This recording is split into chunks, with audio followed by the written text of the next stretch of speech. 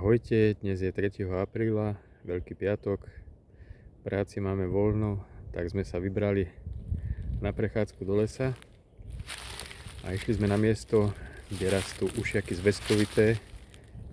Sú to vzácne huby, rastú dosť riedkavo. Už sme ich tu našli niekoľkokrát a dosť v hojnom počte. No a dnes to vyzerá tak, že sme natrafili na prvých prieskumníkov. Nie je ich tu veľa. Našli sme ich asi 7. No teda, ja som nenašiel ani jeden, všetky našla polovička. Tak aspoň takto v krátkosti a v rýchlosti,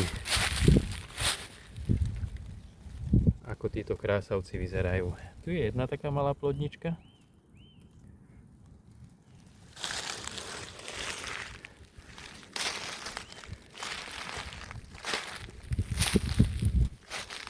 No a tu je taký valibuk, veľký krásavec.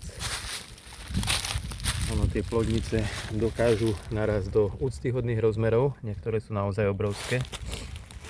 No a tento ušiak zväzkovitý naozaj stojí za to. Je mohutný, aj ten hlúbik má taký široký. Oni s obľubou rastú pri popadaných kmeňoch a konároch. Tieto rastú pri hrabovom konári. No a tuto je ešte jedna plodnička.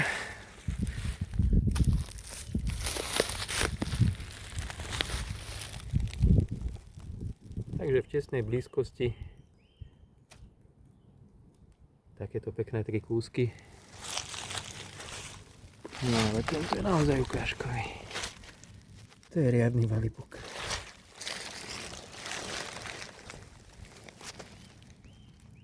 Parádna plodnica.